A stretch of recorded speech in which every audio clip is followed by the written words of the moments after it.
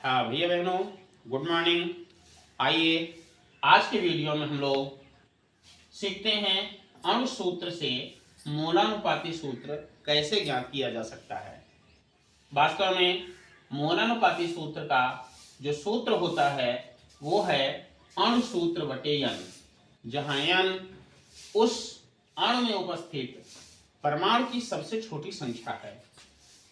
अणु सूत्र ज्ञात करने के लिए, अणु सूत्र से मोलानुपाती सूत्र ज्ञात करने के लिए आइए हम लोग कुछ उदाहरणों का अध्ययन करते हैं।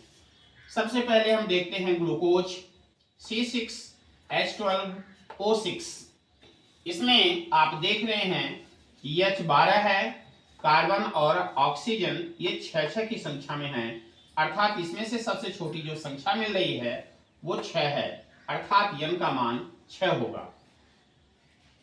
इस सूत्र के माध्यम से हम जब इसके मोलानुपाती सूत्र का परिकलन करते हैं तो पाते हैं कि C6H12O6/6, ठीक है ना, क्योंकि n का मान 6 है इसलिए बटे 6 हो गया।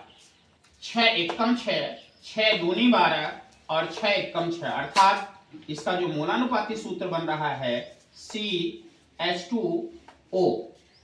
इसी तरह से HCl में देखिए, H और Cl दोनों के परमाणु एक एक हैं, इसलिए सबसे छोटी संख्या जो निकल के आ रही है वो है 1।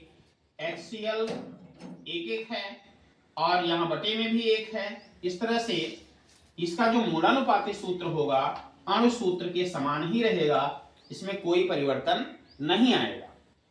CH3COOH एसिड का सूत्र है। इसमें सबसे पहले एक प्रकार के जो तत्व हैं उनको हम एक स्थान पर स्थापित कर लेते हैं, तो आप देख रहे हैं कि C 2 की संख्या में है, H 3 और 1 4 की संख्या में है, O 2 की संख्या में है। अब इसका हम मोलानुपाती सूत्र अगर निकालते हैं तो सबसे छोटी संख्या हमको मिल रही है 2।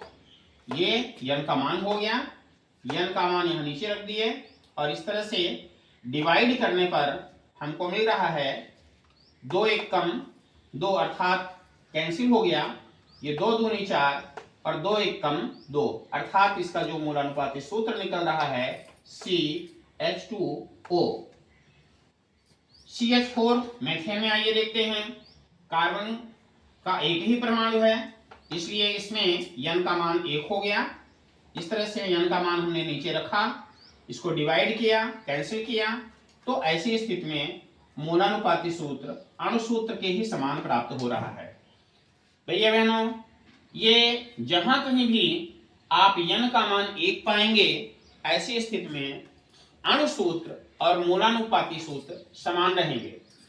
NH3 अमोनिया है, उसमें भी आपने देखा कि n एक ही संख्या में है इसलिए n का मान 1 हो गया।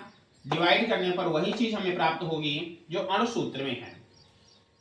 इधर यूरिया का सूत्र लिखा हुआ है NH2CONH2, इसमें भी N 2 स्थानों पर है, अर्थात 2 की संख्या में है, H 2 और ये 2 4 की संख्या में है, C 1 है, O 1 है, अर्थात यहाँ भी आप देख रहे हैं कि C और O एक एक परमाणु के रूप में है, अर्थात इसका n का मान भी 1 है।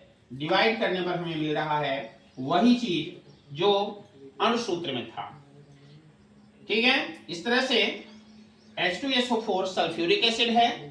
सल्फ्यूरिक एसिड में भी आप देख रहे हैं कि H 2 की संख्या में, S 1 की संख्या में है, अर्थात n का मान 1 हो गया, O 4 की संख्या में है।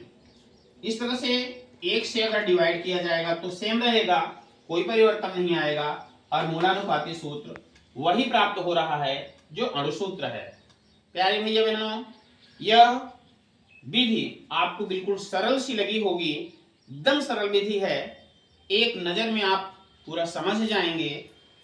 अगर कोई चीज समझ में ना आए तो आगे चल करके कमेंट बॉक्स में जाएं और अनिवार्य रूप से उस चीज को बताने का प्रयास करें।